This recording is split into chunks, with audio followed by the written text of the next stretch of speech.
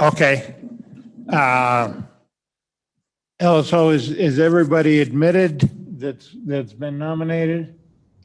Yes, Mr. Chairman, everybody is available, and if they will turn on their camera when asked to speak, that would be preferable. Okay. Okay. Can you all hear us? Okay. We apologize for this, the mechanics of this Zoom process, but we'll do our best. Let me, before I go into the formal things, let me say just a few words. These confirmation hearings, the Senate confirmation is required for a number of positions, including this one. For the more important appointments, we do tend to hold these hearings. There's some formalities here, including we'll ask you to take an oath to tell the truth. That seems like just a formality, and you may wonder why we do it. We will try to remember to do the same thing with any witnesses that show up, other than we won't bother with governor's office and any state agency. But the point of that is, I think the reason they did it was they were afraid somebody would come in at the last minute, one of these hearings, and do a assassination job on somebody. And if somebody came in and just invented a bunch of bad things, they would have the opportunity then to go back and prosecute them for violating the oath. It's designed to protect the appointees, I believe. Says I'm supposed to introduce the committee members. We've got Senator Bo Beitman, Senator Affie Ellis. I'm Charles Scott, the chairman.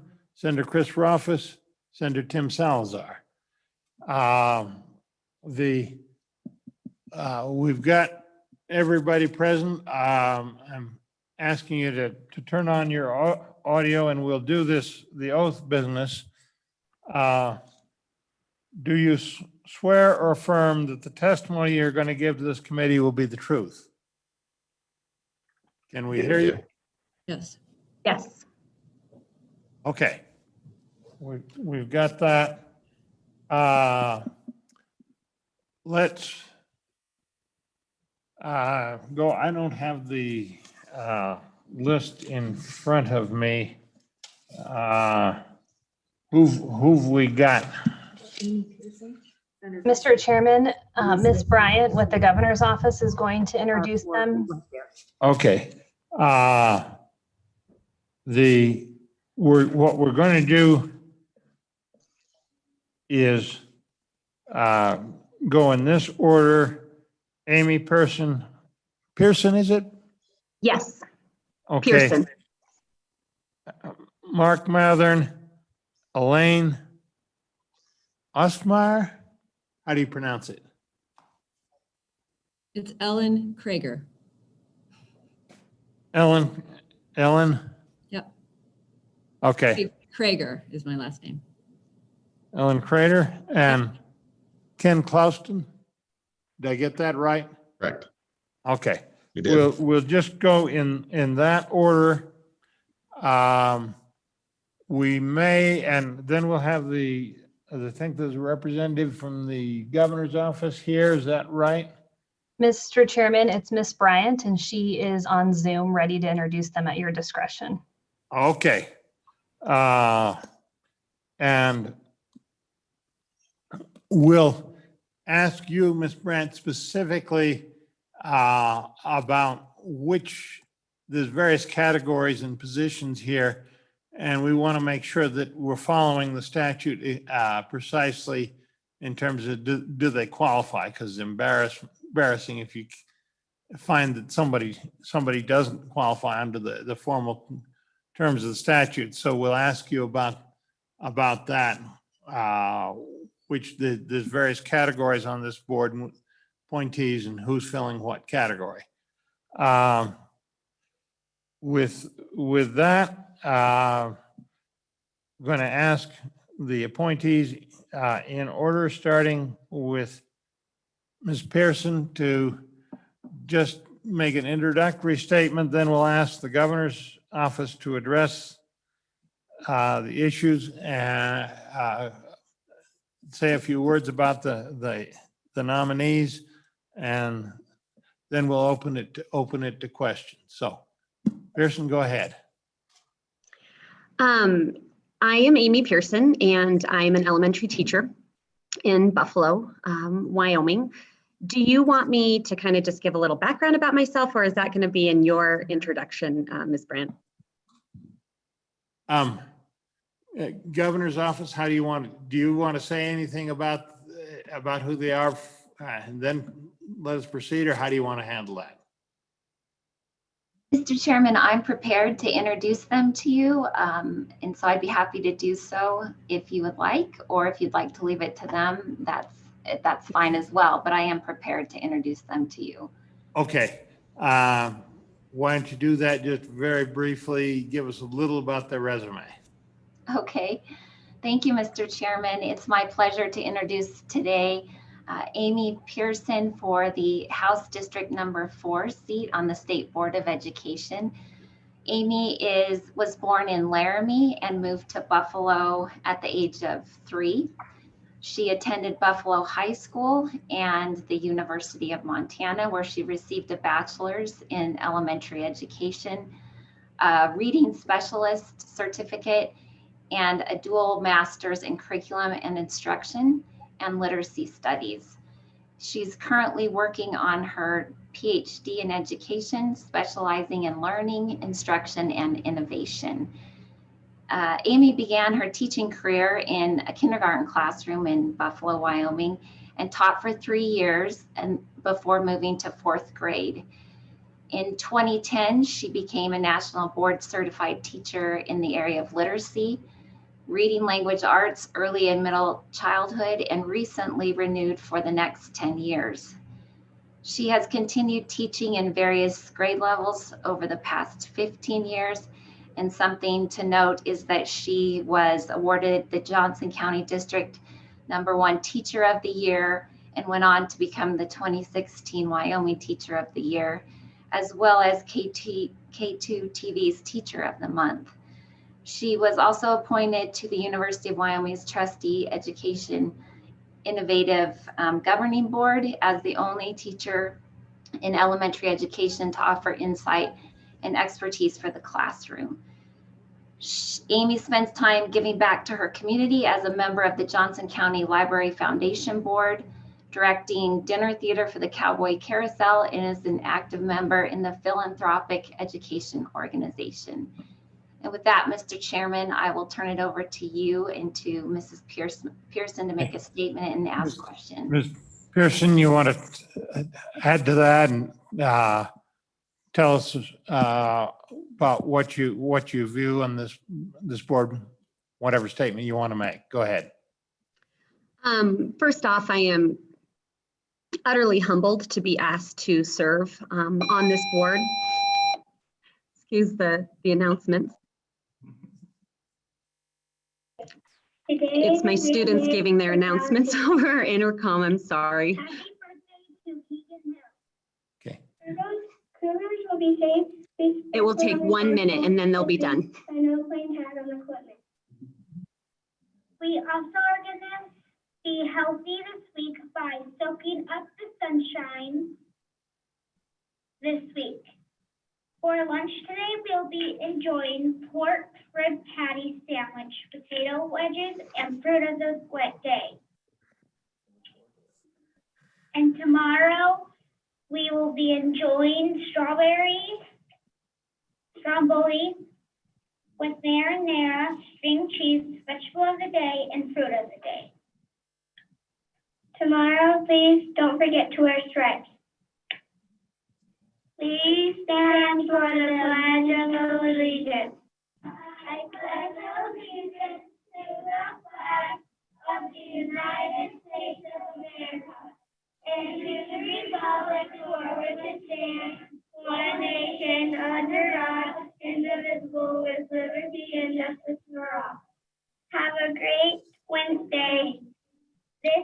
Allison, Macy, and Ellie from Mrs. Andrews' third grade class.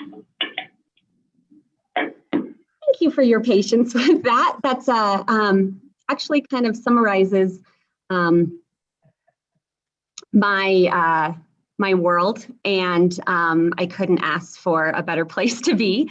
But anyway, I was just trying to say how humbled I am by this appointee, and it is something that I am extremely passionate about. Education is my life, and I've dedicated my life to education, and I'm really honored to be here.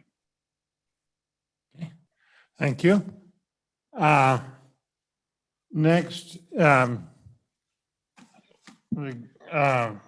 Mark Mathern, Governor's Office.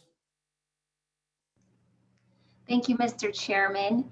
It's my pleasure to introduce to you Mark Mathern, who is our proposed appointee for the Public at Large School Administrator seat on the State Board of Education.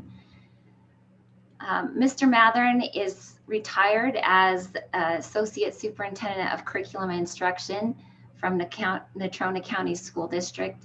He spent 32 years as a classroom teacher, school principal, and a district administrator. Mark has been a Latin and English teacher, assistant principal, and central office administrator. He has experience planning, directing, and managing curriculum adoption, instruction, staff development, policy change, and budgeting. In 2015, Mr. Mathern began evaluating schools and systems in multiple countries, the US, and for the Department of Defense. He has also led staff development sessions for Catapult Learning.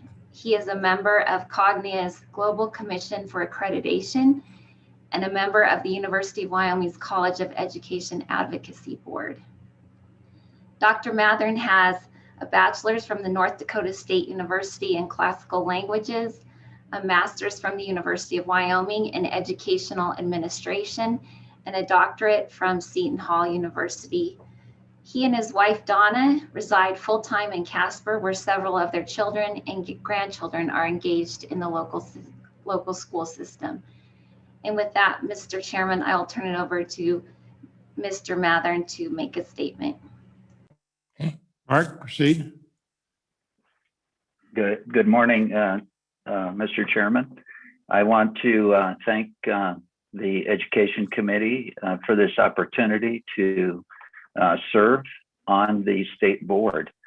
As you heard from at least a piece of my resume, you know that I've spent a lot of years here in Wyoming.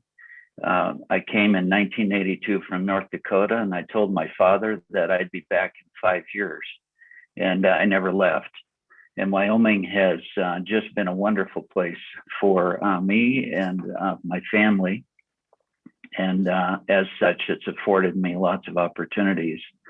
And I really see this as an opportunity to give back to the state, and particularly to give back to what I presume and what I believe is the most important job anyone can have, and that's to be an educator.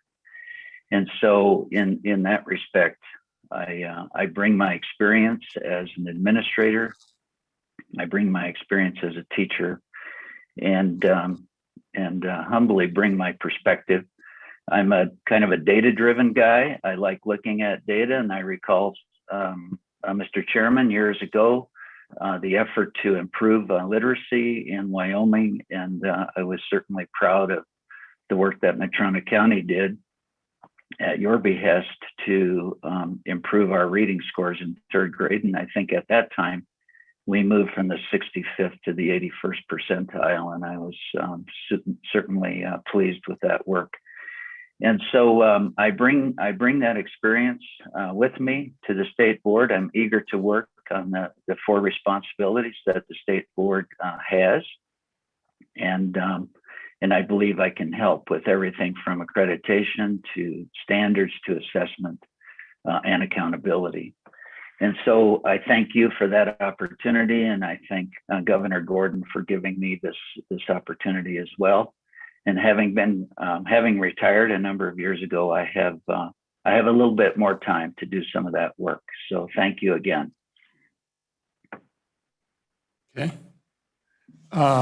Next, we've got Ellen, and I got confused. Your last name is? My maiden name is Ostheimer and my last name is Craker, my married name. So Craker. you probably have both Ellen Ostheimer Craker on your sheet, I would guess.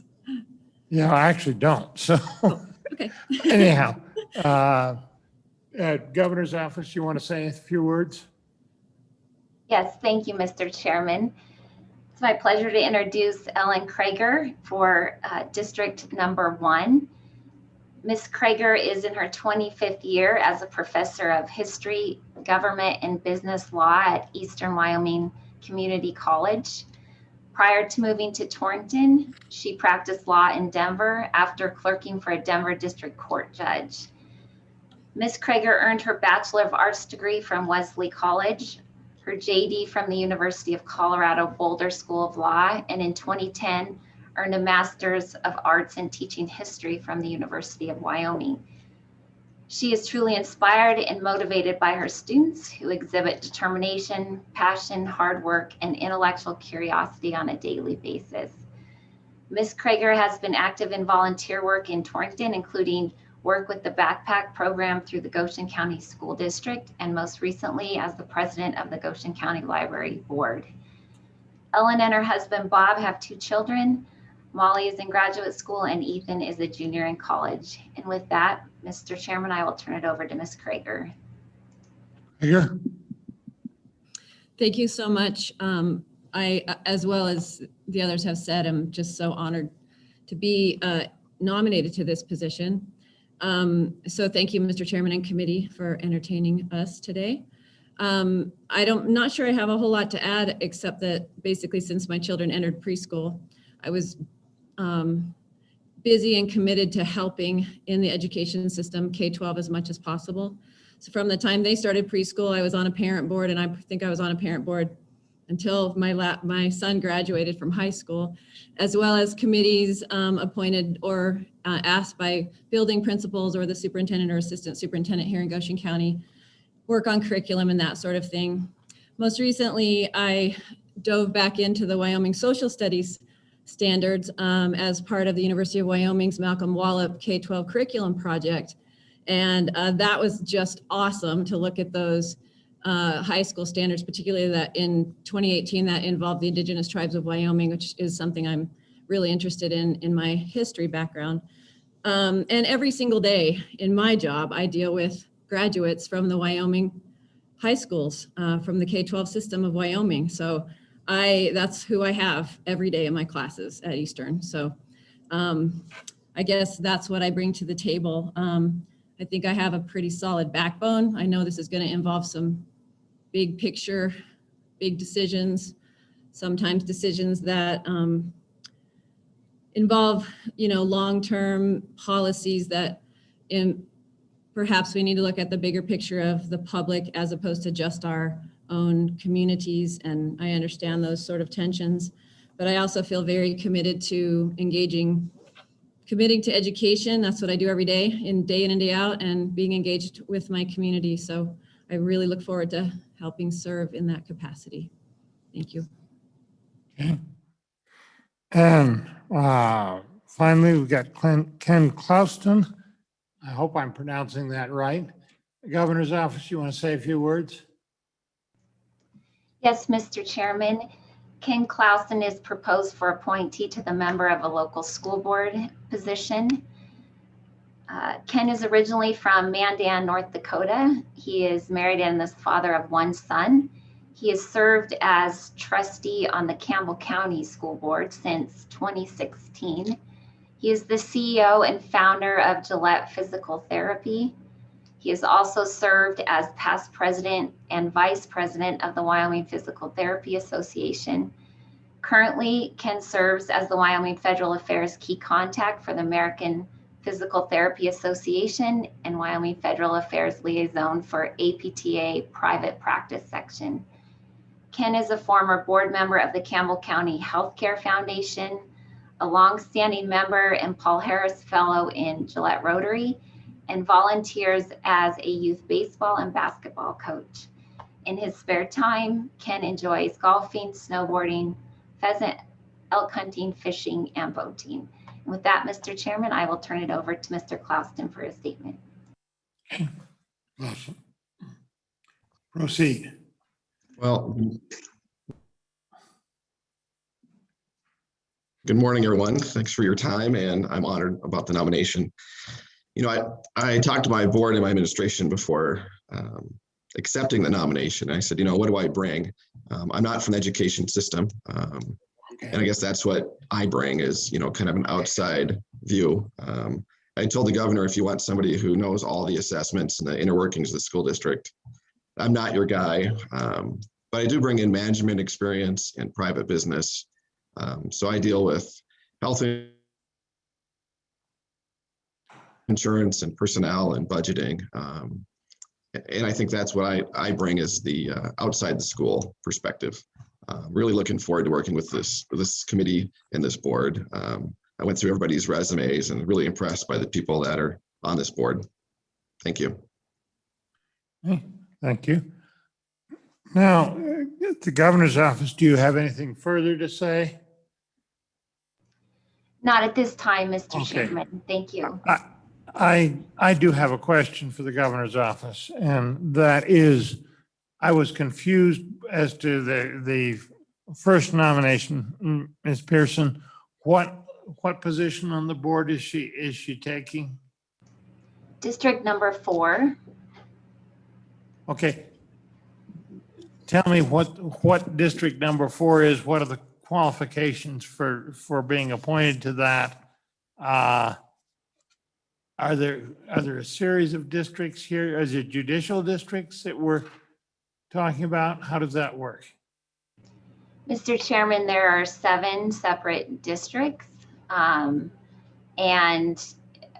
District number 4 is comprised of Sheridan County, Johnson County, and one other county.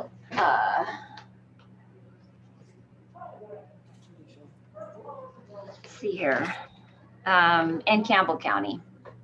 Okay. So she's representing that district, and the are there other qualifications for representing a district? No, Mr. Chairman, not that I'm aware of. Okay. The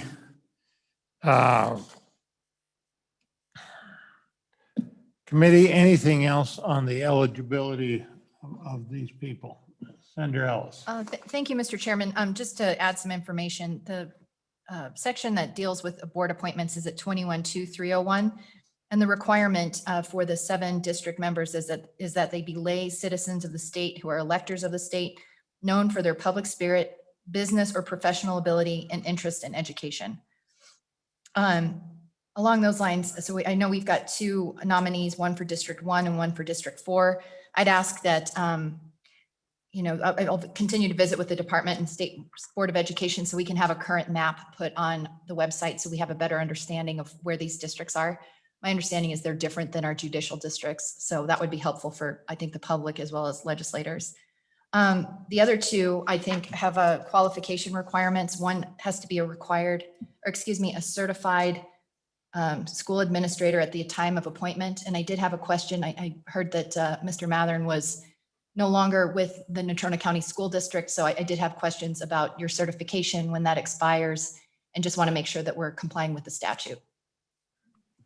Mark, can you answer that one? Mr. Chairman, Senator Ellis.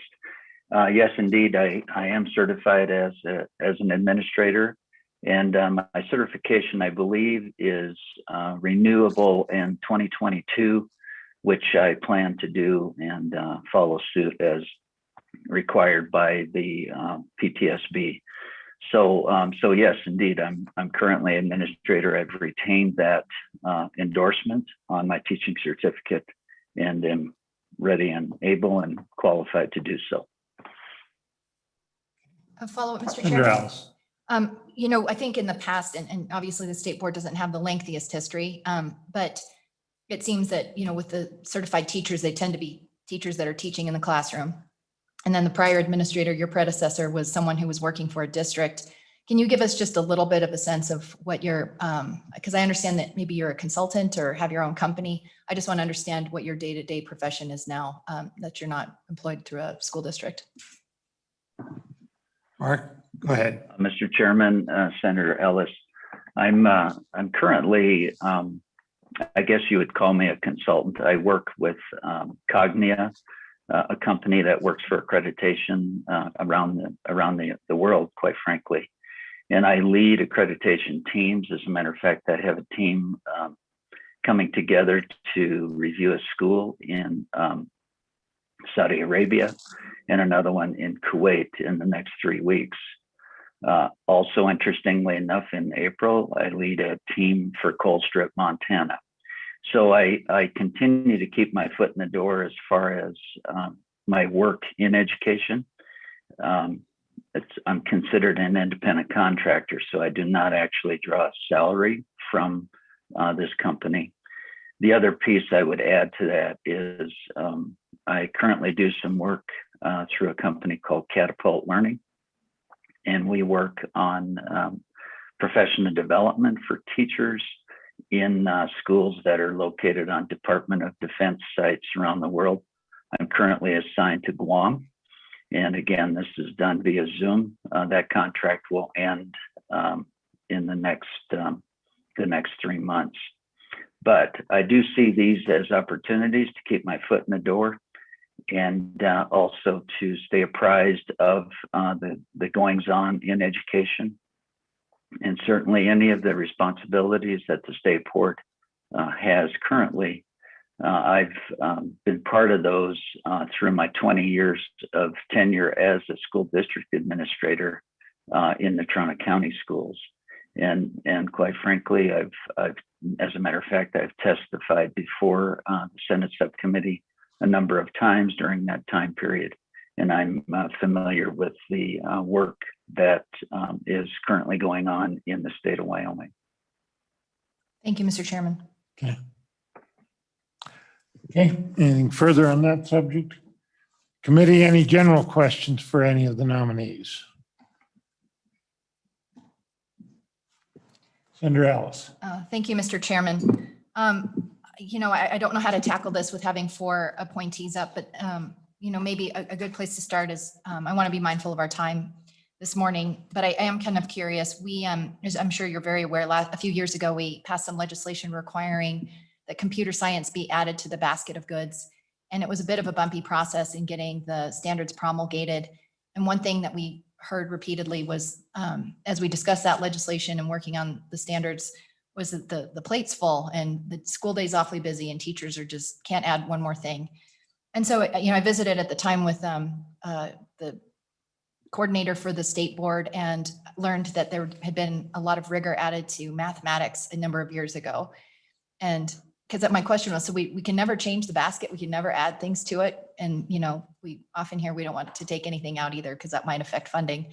So I am kind of curious to know your perspective on, is this a time for Wyoming to rethink what's in the basket? Is the day that full? And, if as legislators, the things that we struggle with is, if we wanted to add computer science, if we had more transparency and understanding, that might mean less rigor for math or some other subject. I'm just trying to grapple or understand what your perspective is on the basket and meeting the needs of future students. So maybe a brief response from each of the candidates, Mr. Chairman, would be appreciated. Okay. We'll start in reverse order. Ask Ken Clouston to leave off, and then Ellen, and then Mark, and then Amy. Ken, do you want to try have a stab at answering that? I will. When I first ran for the board in 2016, I thought the basket of goods needed to be looked at, and it's one of the things I talked about back then, and so I still feel strongly about that. the basket of goods needs to make everyone, life ready, whether that's career or college or military. I think we need to look at what skills our kids need but what also prepares them. I interviewed a bunch of our college graduates because my son's in that age, and all of them said what they wish they had more of in school was more of the computer background. We've incorporated STEM into all of our schools, and it's been a wonderful program. Okay. Next, Ellen? Yes, I think we constantly need to examine that basket. Our K-12 students need to come out ready for what the world looks like now, which is computer science. And whether it be, they say now that, programming and that sort of thing is the new blue collar work. And I think that's true. I have 2 children who are both in mathematics, my daughter in a PhD program, my son in data science. And both of them said when they left, they went through K-12 here in Goshen County, and they needed more computer science and more background in that, without a doubt. They got to school and underprepared for that first package of classes that they were looking at as freshmen in college. So yeah, I think the basket constantly has to be reexamined. The world is changing, and we need to, I don't know what you take out of it, but I think there's some efficiency pieces that can maybe be looked at, I suppose. That's our challenge, right? Okay. Mark Mathern, you're next.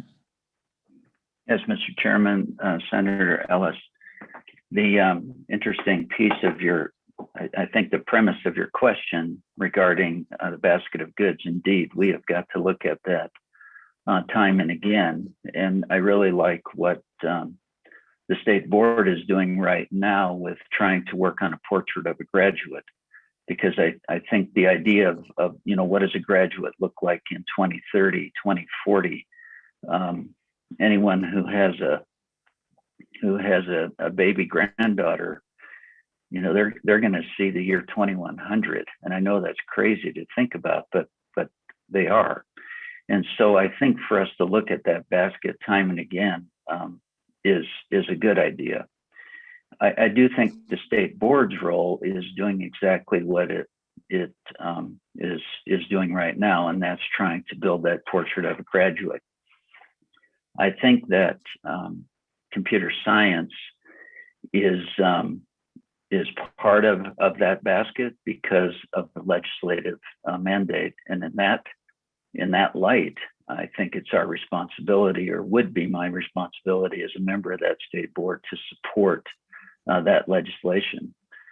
I have to say, I think asking industry, asking our graduates, asking other folks about the future is really important in deciding what goes in that basket. I just want to point out a few years ago, and this is now, about 8 or 9 years ago, Natrona County I led a survey of the public of what they saw as a need for additional credit, additional knowledge for a graduate. And I have to say, interestingly enough, Mr. Chairman and Senator Ellis, it was not a 4th year of math. It was a personal finance class, something where students knew how to balance a budget, which is a problem we have in the United States. And I thought that was an interesting addition to our work. And so I think asking folks what they think, I think asking industry what it needs are 2 components of what has to go into that basket. So indeed, the basket needs to change with the times. And I think the state board's role in promulgating the standards necessary to reflect that basket is just what we do. Thank you. Just a follow-up. Okay, go ahead. Mr. Chairman, just as a follow-up before we move on to our next nominee to address that question, on the personal finance, I mean, that is something that is in the basket currently. And I think that's where there's a lot of confusion, is what is mandatory versus what is an elective. And I think a lot of high schools treat that personal finance class, if they offer it, as an elective. Even in Cheyenne, I'm aware that some of our high schools offer a course and others don't. And so I'd love to understand that issue a little bit better and see if we can kind of get to what you're saying, because I think we hear that often is, our graduates could use some real life application in their personal finances of their math skills. So I'd love to just kind of build on that conversation. Thank you. Okay, Mark, do you want to respond to that? Mr. Chairman, Senator Ellis, at the time that Turner County added it, it was not a requirement by the state and has since been added. And so I think the effort to figure out a way to get all graduates to march across that stage with that financial knowledge is one of the responsibilities of the school district. And what we found was in terms of the basket is the cost was not anything more. It was just moving from some of the courses that maybe had been, for lack of a better term, kind of a sacred course that had been around for 50 years, maybe having some of those staff pick up the courses for personal finance. And so it took a while, but I am aware that those courses are required in the Turner County as one of the graduating components. I'm not aware of where it would not be in other counties, but I do agree with you. If it's a mandate as part of the basket of goods and all students ought to march across that stage with that knowledge, it seems to me the county ought to figure out how to do that. Okay, Pearson. Thank you, Mr. Chairman, Senator Ellis. This is something that is always on the forefront of my mind as an educator. I agree with what everyone else has said, that this basket of goods has got to be re-examined constantly. If you don't re-examine the basket of goods, you run the risk of becoming stagnant. And my, in fact, doctoral work, my research is centered in project-based learning and the technology components within project-based learning. And if you don't know what project-based learning is, it's real-world applications to learning. And I am specifically examining technology and the collaboration within technology platforms. And so when you think about what to put in the basket, and you look at the world outside of a classroom where our students are going to be expected to live and work and prosper, you've got to prepare them for that world. And if we don't prepare them for that world, we're doing a disservice to our students. And on that same note, there are things that are in the basket that maybe don't need to be there anymore. And I think Mr. Mathern, you said it really well when you said you've got to look beyond the classroom walls and ask businesses, ask community members, and really get input from a variety of stakeholders when we're trying to prepare kids for the world outside of our classrooms. So just to kind of reiterate that, the basket of goods is got to be changing and evolving with the times, and it's important to get lots of viewpoints before you ever make a decision about what should be or remain in the basket. Okay, thank you. Let me ask one question, and I'm going to ask Ms. Pearson and Mr. Mathern to respond to it, and the other two would be welcome to raise your hand afterwards and add something. We're doing in the process of doing recalibration for the school funding, and state hired some consultants, and they in their report they included a review of the results from both the NAEP test and the current our current state evaluation test, the so-called YTOPS. And they made some pretty scathing remarks about those results, starting out basically that we weren't getting our money's worth. Pretty blunt statement there. And that particularly they were looking at the reading and math scores and saying that we had too many students that were not proficient or above, and that we were not adequately preparing our students for the modern world of work and where we're trying to take our state's economy. My question is, what would you see as what's the most important thing we need to do in terms of improving the quality of our outcomes in the K-12 student area, and particularly in the areas of reading and mathematics, which are so fundamental to everything else? What can we do to get more students into those categories that are proficient or above? And we're running, depending on which test you're looking at, we're running as many as 30 to as many, in some cases, as 60% that are not getting into those top categories. There's about a 20 percentage point difference between the YTOP and the NAEP, and I think that reflects the NAEP as a more rigorous test. Ms. Pearson, and I'm going to go to Mr. Mather. So with improving reading and math, I think there is a lot of components that are not reflected, of course, on the YTOP and or the NAEP assessment. But above all else, for our children, we have got to stop focusing on individual skills of reading and math and instead teach our students how to think. And what I mean by that is students are continuously learning how to read, and K-3, they're learning the skills and the fundamentals that go with reading and building words and putting them together in sentences and so forth and so on. And by the time they hit 4th grade, they are then switching into that mode of reading to learn.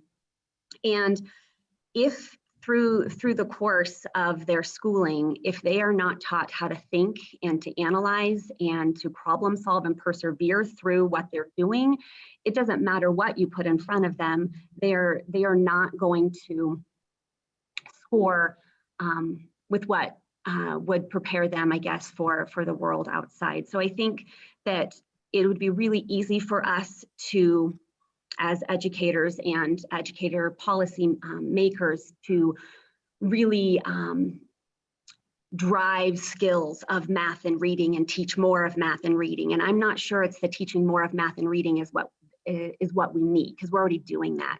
But what we need to do is infuse things that make the reading and the math meaningful for our children, real world experiences, and teaching them how to think and to fail and then to try again. Okay. Mr. Mather? Mr. Chairman.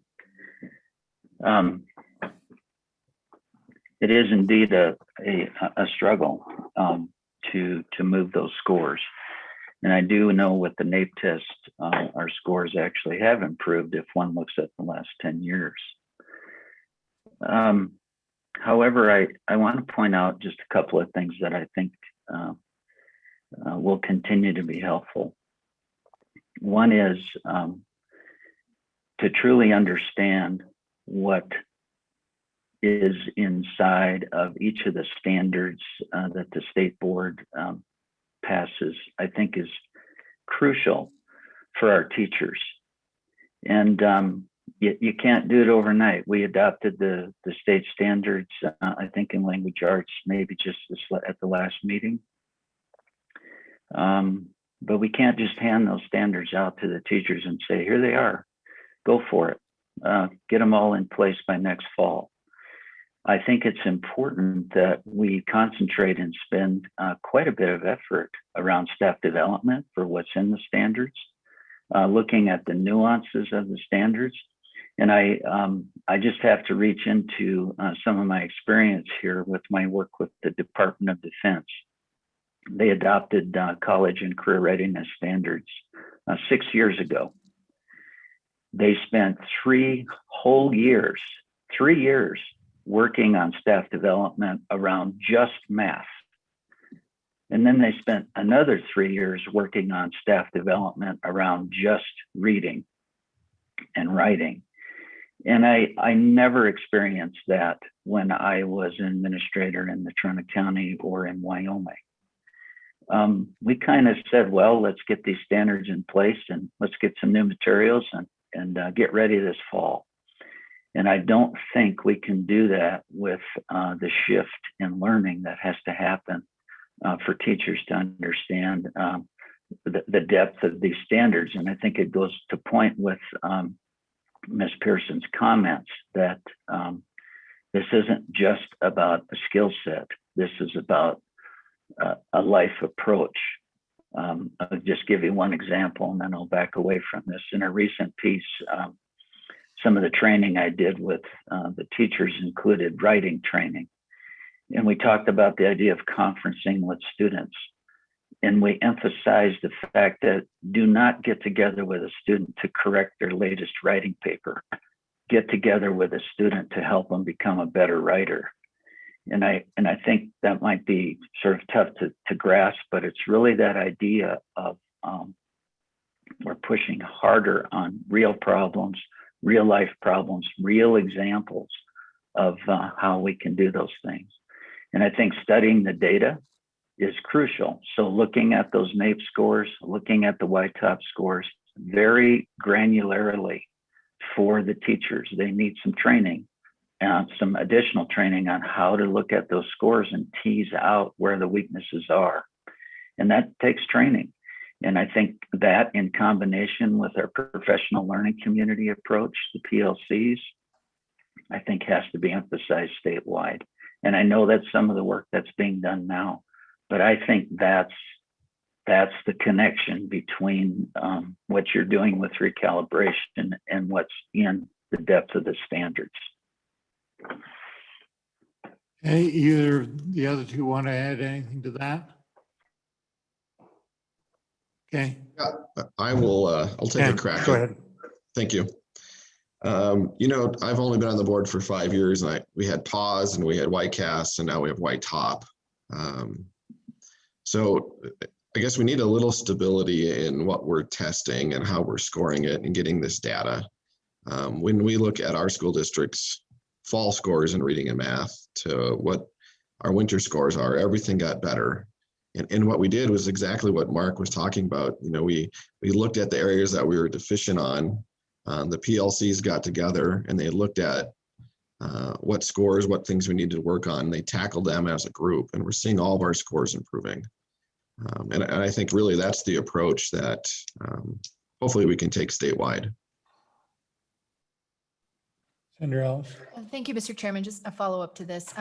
You know, I serve in Laramie County. I live in Cheyenne, but I'm Navajo, and one of the assignments I have in the Senate is to serve on the Tribal Relations Committee. And Senator Scott and I visited about the NAEP scores in particular when it comes to minority students, and the Native American population scores just are heartbreaking. I mean, we've got, I think, 90% of kids that aren't reading at a proficient level.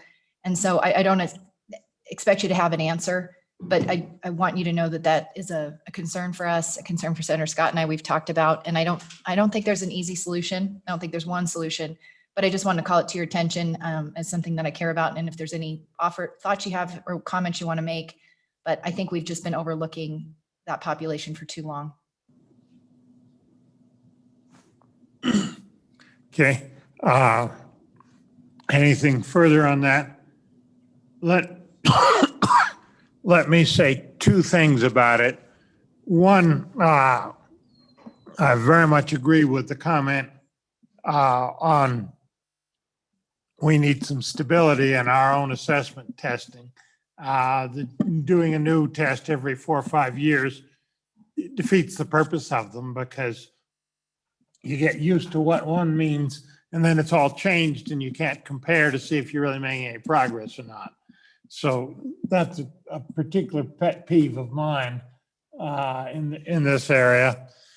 And I would say to Ms. Pearson, I agree with what you said, applying it particularly to the average and above students. I am, though, deeply concerned that for too many of the students, the basic fundamentals of the mechanics of reading and of mathematics are just eluding them. And when they score in the lower two categories in those assessment tests, I think they're just missing a fundamental building block that they need for the future. And that's something we need to think about. Senator Salazar. Thank you, Mr. Chairman. I would just totally want to be associated with your remarks as well. I feel the same way. I think for students that are above, that's fine. I would say that, and I think this committee knows that in 2019, I was a substitute teacher in Fremont School District 25. And what I saw was so many students struggling with reading and math. And I don't think we can emphasize enough those primary responsibilities of public education in those areas. And so I'm also concerned about that. Thank you. Okay. Committee, we are starting to have a time constraint. Is there anybody in the public that wants to testify with regard to any of these nominees? Okay. Seeing none. Committee, any further questions for the nominees? Mr. Chairman. Senator Ellis. Thank you, Mr. Chairman. I was looking through the statutes pretty closely yesterday, and one of the requirements to serve on the SBE for members is to initiate or facilitate discussions regarding the needs of and means for improving education. And, sometimes in this committee, we bring ideas, and I feel like there's a little bit of resistance for change, but that's part of the duty of the state board, is to bring ideas. And, whenever I say we can do things better, it doesn't mean I think Wyoming education's bad. I think we've got a great system, but can it be better? Always can be better. And so I am curious, if you've had a chance to think about an idea or something that you think that we could improve upon, that you'd really like to focus your time on if you're selected to serve on this board. Okay. Who wants to respond to that? I'll jump on that one first. Okay. Coming from Goshen County, which is one of the poorest counties in Wyoming, I think one of my concerns, and hopefully something that we can at least keep in the forefront of our minds, is the fact that so many of our children in our poorer counties like ours have, and the pandemic has just exacerbated this, but they have a fair bit of trauma in their lives. We suffer from an intense amount of generational poverty in Goshen County, and our children don't have the access that they need to digitally. We are working to help that through our public library system, but I think that's a major concern for me as we are talking about trying to get children ready for what's going to be their life in 20, 25, 30, 35 years. They have to know how to do these things, and they have to have access to be able to do that. So that's something that is on my mind. Okay, thank you. Anybody else? Anybody else? Further questions? Senator Beitman. Thank you. Thank you, Mr. Chairman. Thank you all for joining us this morning. When I was looking at the duties and responsibilities that you will have on the board, I went through the other responsibilities and I saw charter schools. And that's one of the issues that never really gets talked about. But when it does get brought up, it seems to get shot down pretty quickly without debate. My question to you all is, what are your thoughts on charter schools, and how will you handle what will go into your decision process when you go to vote on approving charter schools? Thank you very much, Mr. Chairman. Okay. If anybody wants to respond to that, I don't know whether the state board, how much of a role state board's going to have in that, but we'll ask the question anyhow. Anybody have any feelings in charter schools they want to express? Mr. Chairman, this is Mark. I have a question or a comment, Mr. Chairman and Senator Beitman. I've actually reviewed 2 applications for charter schools in my work as an administrator, both in the Trona and Niobrara counties. And one of the things that is paramount when one looks at the guidelines is that there's some quality there. And while I don't disagree with the existence of charter schools, as a matter of fact, I've helped accredit several of them outside the state of Wyoming. I think one of the reasons we don't see them here very much is because of the choice opportunities that we do have in Wyoming, and because of the quality of schools. So if I'm ever in a situation where I must help make a decision about charter schools, I'm really going to look at the quality issue. Do they have, and are they creating opportunities for students to actually walk across the stage carrying the basket of goods that the legislature has said is important? And so that certainly would be one of the decisions, one of the criteria I would use to help make that decision. Okay, thank you. Anybody else? Okay, committee, any further questions? I'm going to take the liberty of asking Mr. Mathern a special question, one of personal interest. Mark, I had no idea that you started out as a classicist. Is that right? It is indeed, Mr. Chairman. Mark, just a question of personal curiosity, really doesn't have much to do with the state board. Omnia Gallia divisa est in partes tres. Can you tell us where in modern France those 3 parts are, roughly? I wish I could. I do know that one is, they're referred to as Cisalpine Gaul, Gaul and Transalpine Gaul. How those translate into modern countries, I'm not sure how that would work, but I do know that Julius Caesar was awfully proud of having conquered all of them. Okay. Okay, I could not resist that after having had to Interestingly enough, Mr. Chairman, translate a bunch of that stuff. Interestingly enough, Mr. Chairman, the governor quoted the exact same line. So that's obviously one line that everybody who took Latin has retained in the last decades. Yeah. Okay. Fair enough. Mr. Chairman, I know you're pressed for time. I feel the need to respond to Senator Ellis's question from previous, if you're okay with that. Sure. Senator Ellis, you asked about new ideas, and I quickly jotted down 5 things that I think Wyoming needs to consider, especially in light of the changes that COVID has brought. I don't think we can go away from the role that digital learning needs to play in the future of a child's education. And what role that's going to be, I'm not sure. Another area that I think we're remiss on exploring is competency-based education. Why does a child need to be in 3rd grade if they already know 7th grade material? And I think we need to have a discussion about competency-based education. Of course, I'm partial to dual language immersion. I helped start 2 programs in Casper, and I think the rest of Wyoming needs to continue to do some of that work. I know we have them in several counties. and early childhood education.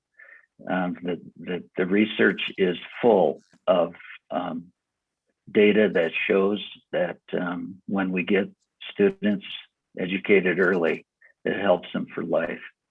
And finally, career and technical education. I don't think we do enough to reflect what the future is going to look like.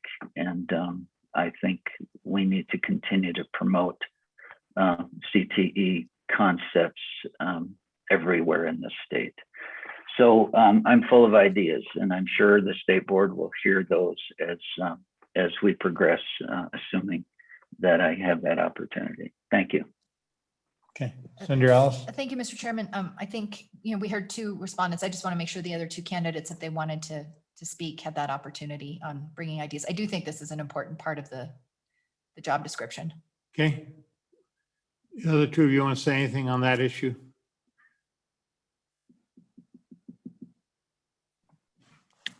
I will speak to that a little bit. Part of my work as the Wyoming State Teacher of the Year was visiting with teachers around the state and kind of getting these different perspectives of different areas of our state, as well as really connecting with teachers around the nation. And so when we talk about, improving education for Wyoming students, I think that there are a lot of things that we can do. And to speak back a little bit to what I was saying previously with the reading and the mathematics, I did not, and I'm sorry that it came across that way. It did not mean that we stopped teaching the fundamentals of reading and the fundamentals of math. But an improvement that we can make in our state is we've got to stop looking directly at the individual skills and start applying them in meaningful ways to kids. And so looking at not only STEM and makerspace education, but project-based learning and other real world hands-on applications to learning that I think will help our students hands down in the future. Okay, thank you. Anybody else? Okay, committee, we are starting to. Okay. One more. Ken, go ahead. Thank you. I will be brief. I think I agreed with everyone that has spoken. Some of my passions have actually been summer lunch programs, feeding the kids. We've done a great job here, and I think it's something that the board and the education can look at. If our kids aren't eating well, they're having some issues too, and it's not something that maybe gets addressed enough. And I also think the digital education we need to continue to improve on. I really don't think this will be our last pandemic. And I think we need to learn from this one, and I think we need to figure out what worked and what didn't work. Okay, thank you. Thank you. With that, we are starting to run out of time. Committee, what I want to do is get a motion on all the nominees and then ask if anybody would do it as a consent list process. If anybody wants to remove and vote on any one separately or has any comments. Mr. Chairman, Sandra. I move that we recommend confirmation for Amy Pearson, Mark Mathern, Ellen Craker, and Ken Clouston for the State Board of Education. Okay, that's the motion. Anybody, any comments, and anybody want to split anybody off? Seeing none, will you call the roll, please? The motion is that we can recommend to the full Senate that we confirm these individuals to the State Board of Education. And the roll call for the confirmation on the individuals named: Senator Beitman, Aye. Senator Ellis, Aye. Senator Rothfuss, Senator Rothfuss left the form with an aye vote. Senator Salazar, Aye. and Chairman Scott. Aye. 5 aye votes. Okay, And Senator Ruffus extends his apologies. He's got a bill up in the House, and that's where he is in the House committee. So thank you all very much. It was enlightening. One of the reasons we do this is we're trying to get a better understanding of this thinking in the state board and a chance to discuss with some of our questioning about some of our priorities here in terms of improving quality and the state's board's role in that. So thank you very much. I know you're all busy people and appreciate you spending the time with us this morning. So thank you very much. Thank you, Mr. Chairman. Thank you. Thank you. Okay, welcome. Committee, the next item of business is Senate File 115, Education Pupil Contact Time. Senator Costa is here, and you're on.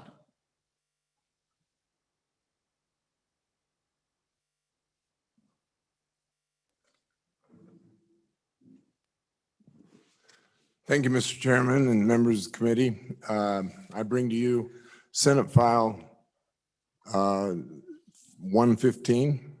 This is on education pupil teacher contact time. I want to give you a little background on it. In working with virtual school and brick and mortar school, there's a need to be able to have some flexibility in the ability for students to mix both brick and mortar time and virtual time. If you could have anything good come out of the pandemic, it's the idea that we found out that virtual school has some value for our kids, not all the time, but for certain courses, whatever. What this bill is, simply in a short order of 2 pages, the Attorney General had looked at the possibility of the Department of Education being able to do this under rules and declared that it would not be acceptable and that it needed to be through this statute that he had approved for the state board. All it does is it says on page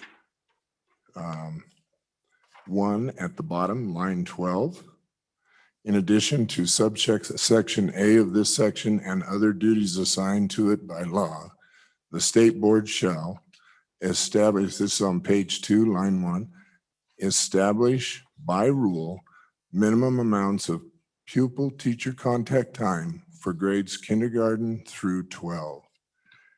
And to talk about it a little bit, this bill clarifies that the State Board of Education has broad authority over pupil teacher contact time. This will allow them to provide equivalent measures to the minimum hours as they already have the authority to define it.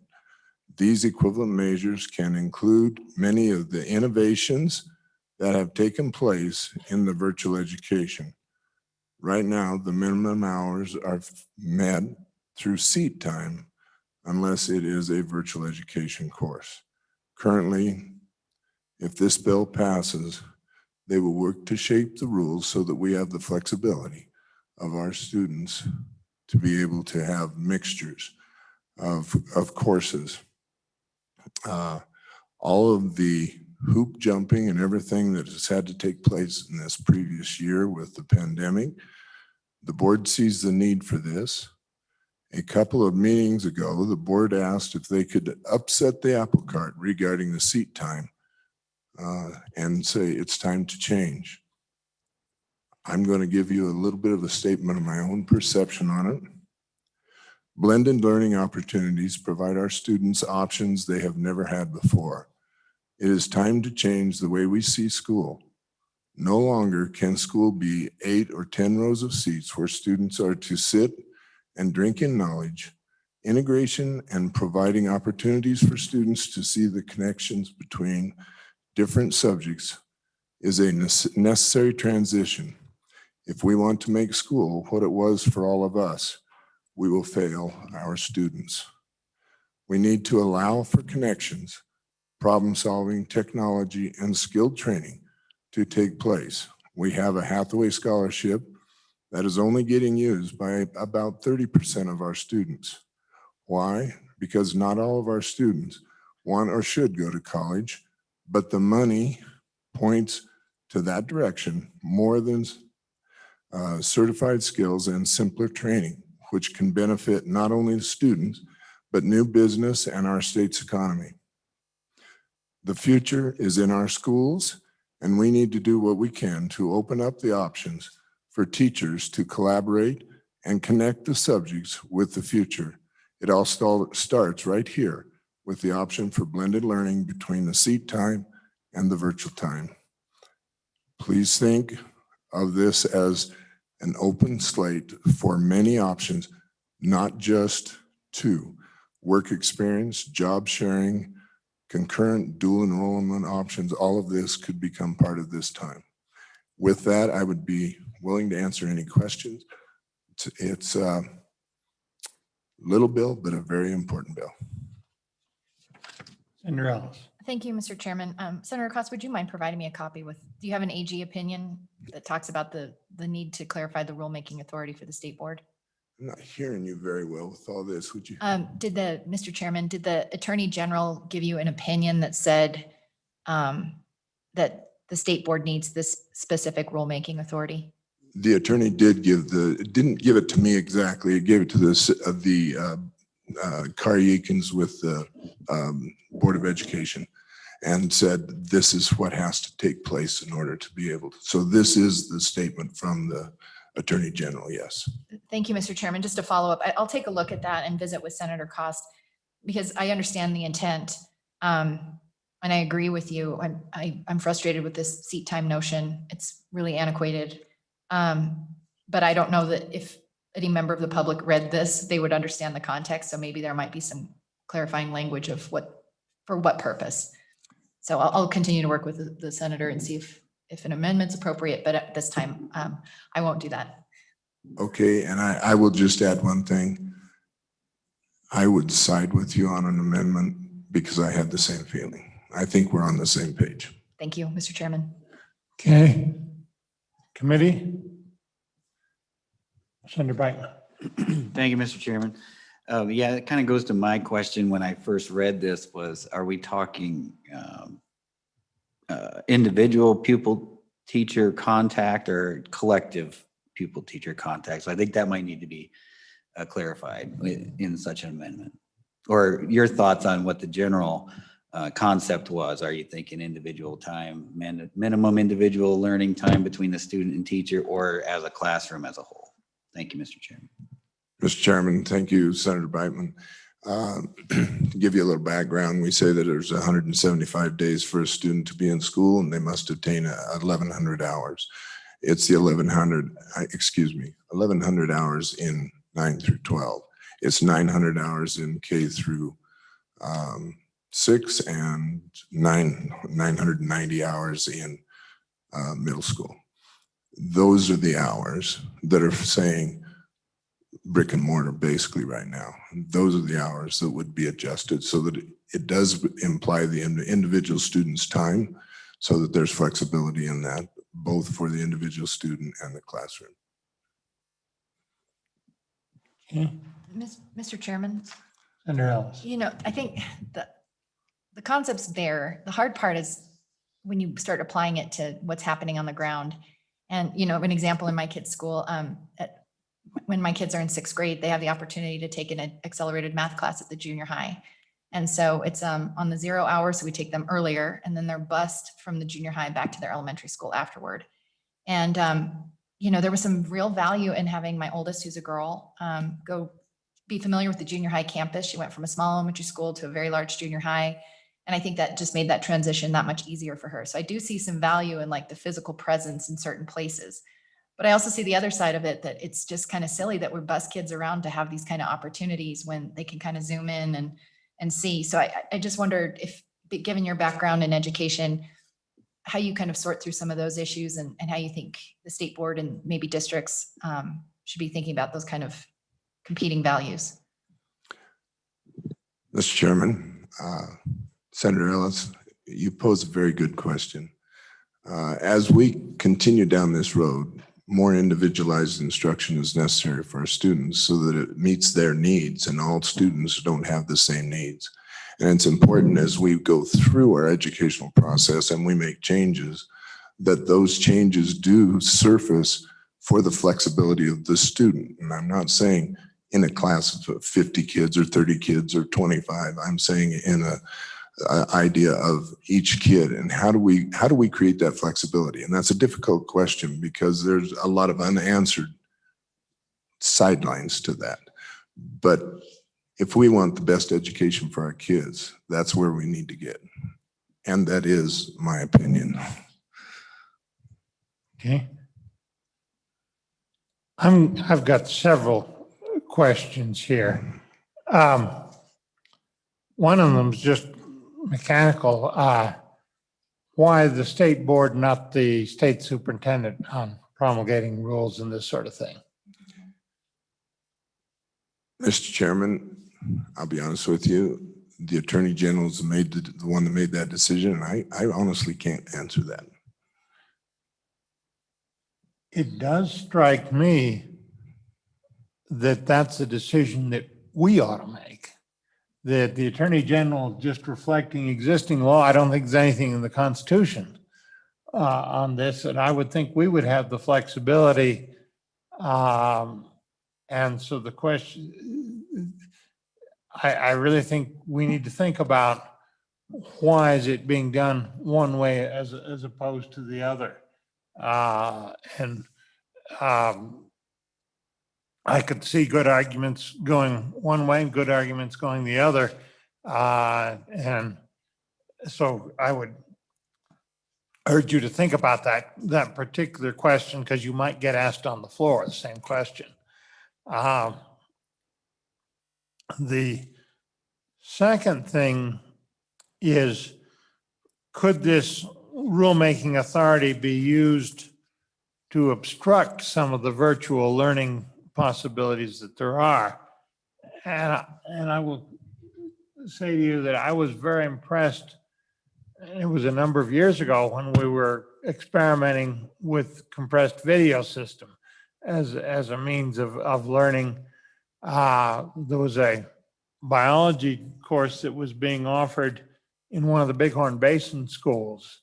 I forget whether it was in the Worland School or the Thermopolis School, and the teacher that was doing it said there was a real advantage in using the video system because she could display on the screen what you actually saw through a microscope when you were looking at tissues, and make sure that the students were actually seeing what they were supposed to see.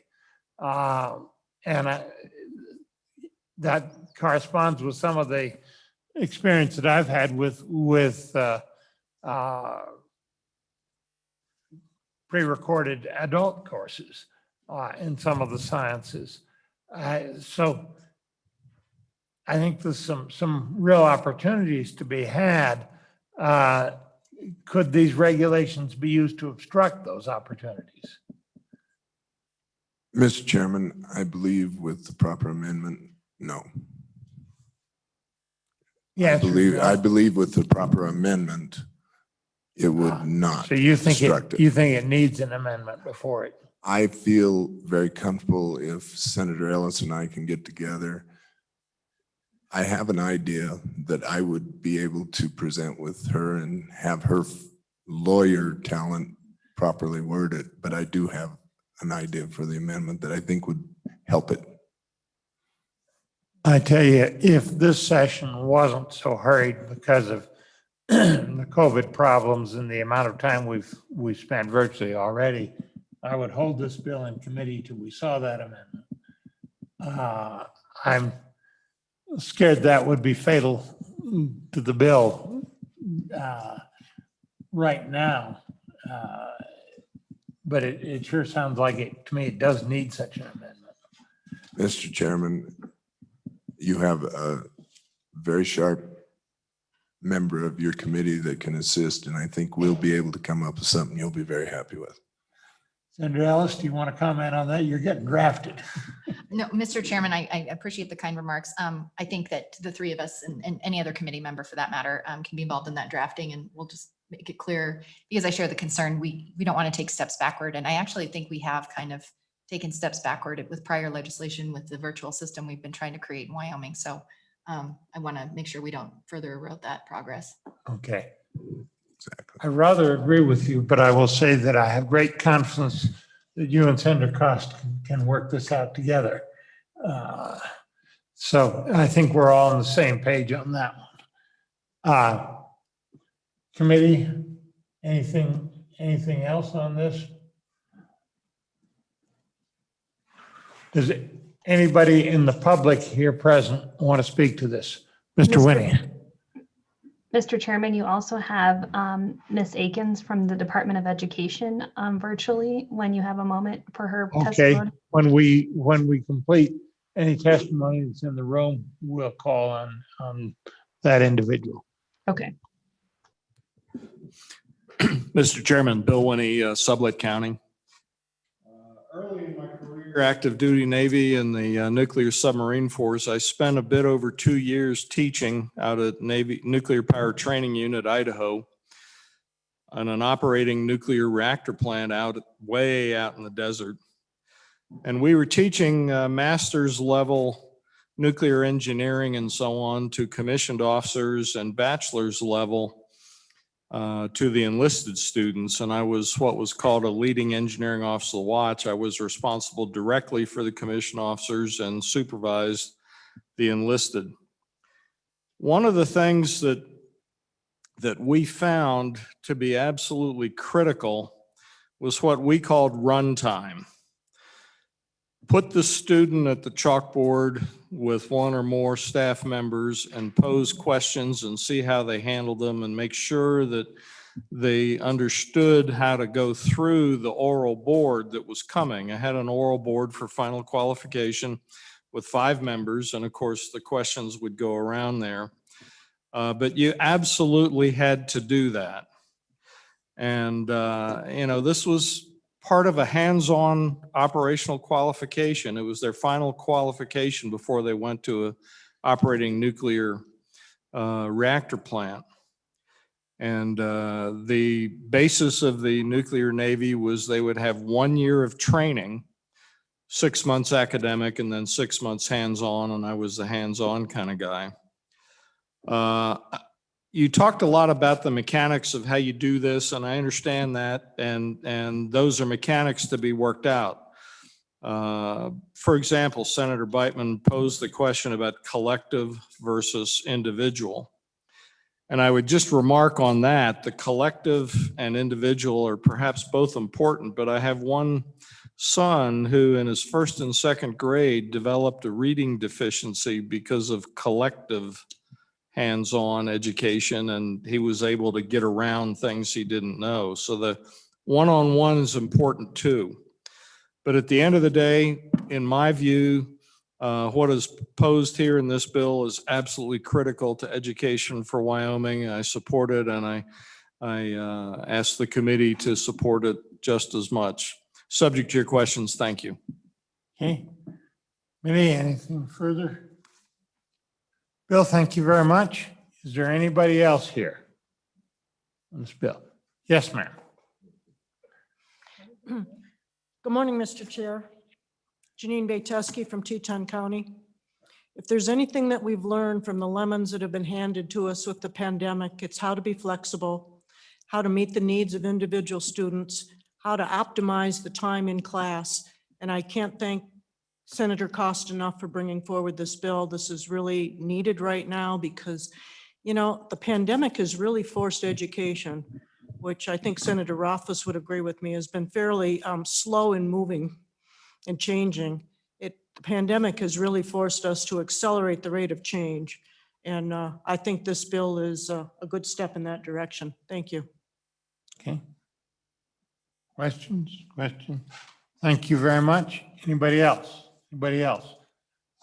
State Department of Education, are they still on Zoom?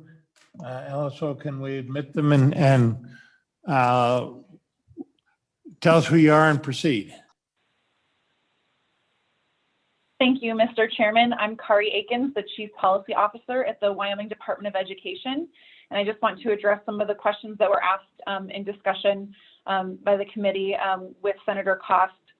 So I do want to clarify that right now, this bill and the language in the bill is acting on the advice of the Assistant Attorney General that we work with on our rules. There has not been a formal opinion issued on this matter. As this committee is likely aware, we did promulgate several chapters of emergency rules, both as a department and working with the State Board of Education. And as we began to look towards the next school year and, which things of the emergency rules maybe we need to keep and maybe, some of these innovations that have happened during the pandemic that we want to allow schools to continue to offer those types of services to students. There is an area in Chapter 41 emergency rules that we referred to as classroom-based virtual education.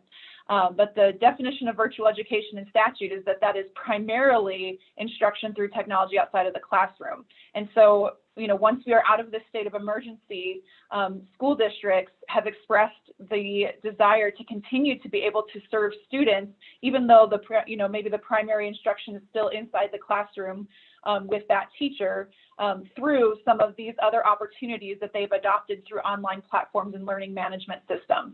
And so as we looked to incorporate those permanent rule changes, it was made fairly clear to us that between the department and the state board, the authority and statute was not there to have that flexibility in rule.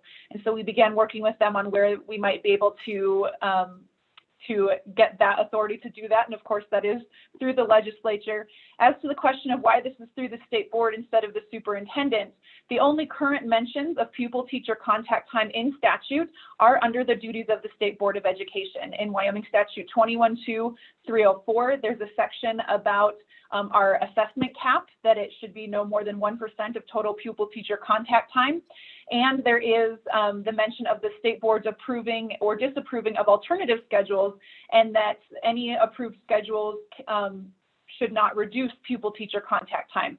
So the state board already has some minimum hours that are used for those portions of statute. So it seems to be the most straightforward to continue to have the state board have the authority over pupil-teacher contact time, and that this statute change would clarify that they do have that authority. Of course, it is up to this body if they would prefer for this to be under the duties of the state superintendent instead. This just seemed like the most straightforward change because the state board is where authority over pupil-teacher contact time is already mentioned. So this would just broaden the authority that the state board has so that a lot of those innovations that have occurred in virtual education during this pandemic time could be incorporated regularly into classrooms at school districts' purview. Mr. Chairman, I stand for any questions the committee may have. Okay. Questions, committee? Seeing none, thank you very much. Committee, it's simple, looks like a simple bill. I think there is agreement. It needs an amendment, and that the place to do that is after we, given the rush that we're going to be, this committee is going to be tied up with the recalibration and the other major bills, charter school and the constitutional amendment. The best thing to do is not to hold this bill waiting for an amendment in committee. Do I hear a motion? Move the bill. Move the bill. Motion is due pass.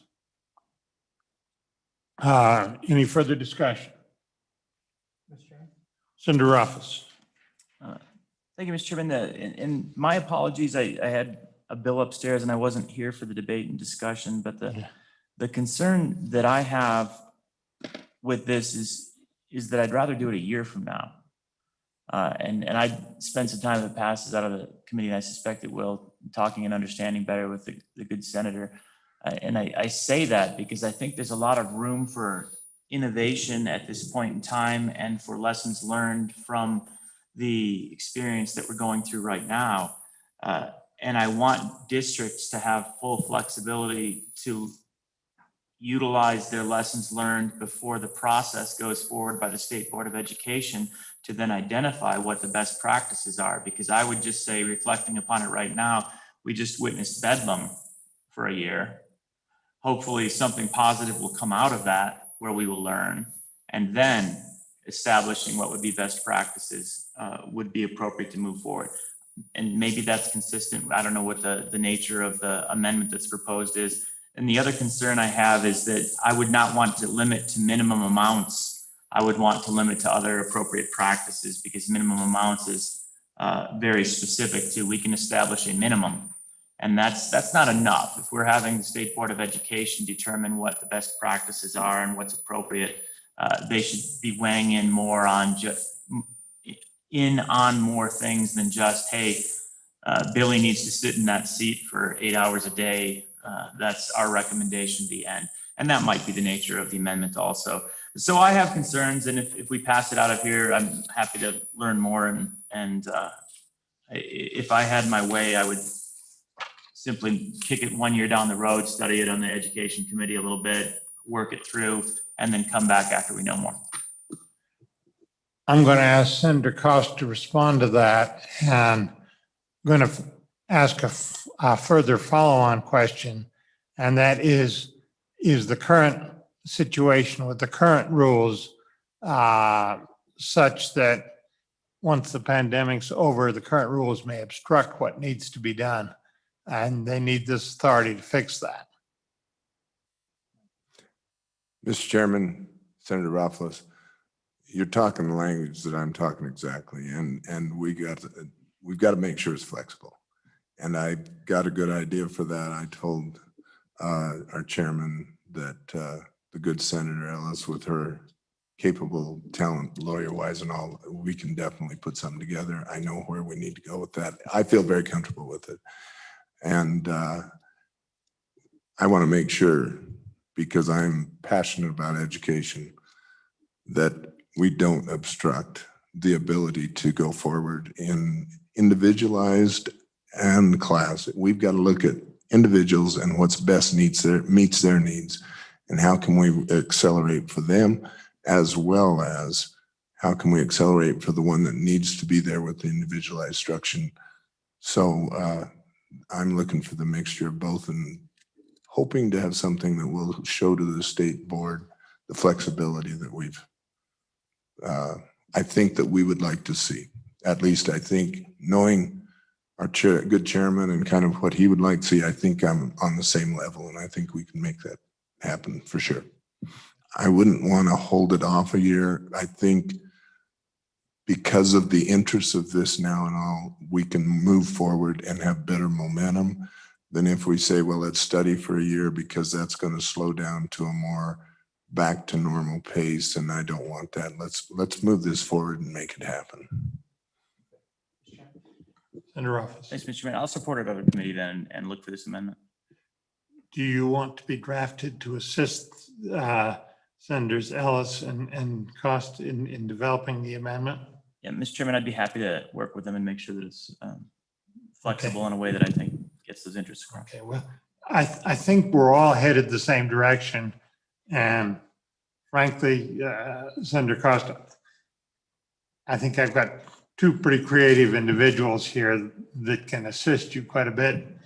So let's do that, and I'll tell the majority leader that we're putting it out, but it needs an amendment, and that I've got some experts working on it. And then let us know when you're ready, and let the majority floor leader know when we're ready. Okay? Do I hear a motion on the bill? Yeah, it's moved. That's right. It's been moved. Any further discussion?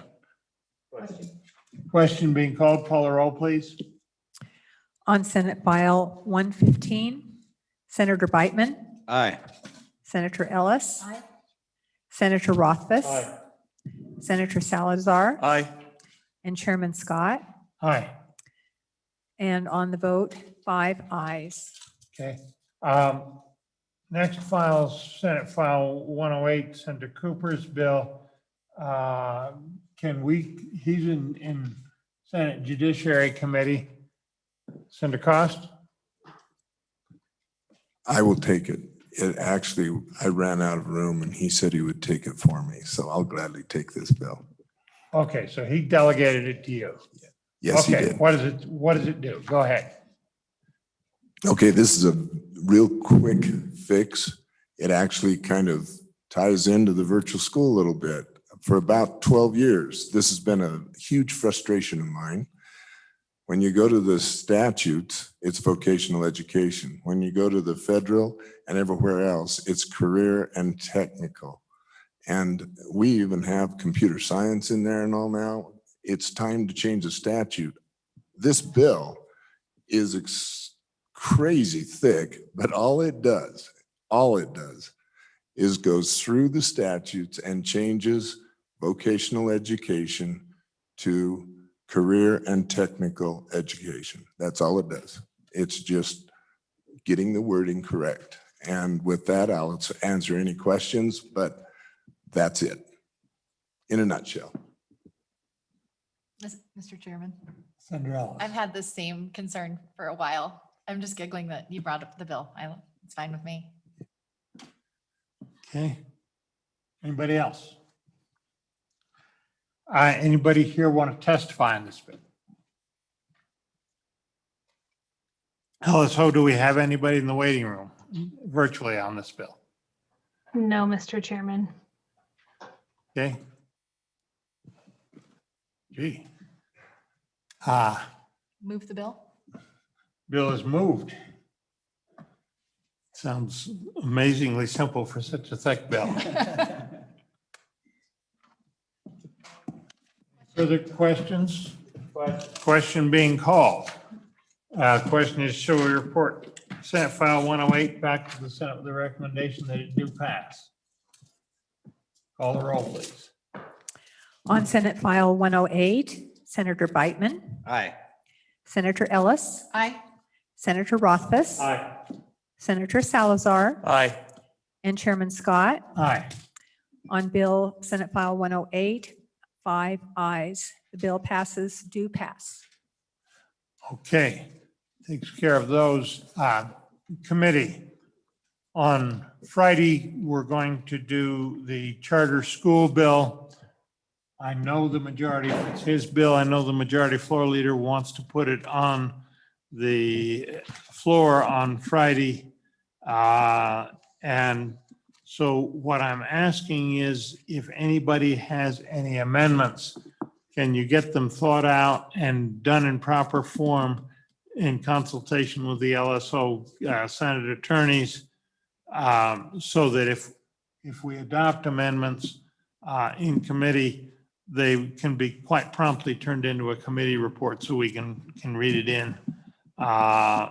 We may do the athletic trainer bill that Senator Landon has on as a if time permits. And we may take steps to, if we've amended the charter school bill, to get that promptly into the paper factory and send our secretary to do that while we deal with the athletic trainer bill if we have time. That will be the schedule for Friday. So I do ask you to be prepared if you do want to make amendments, and I'm going to try to look at that one pretty carefully.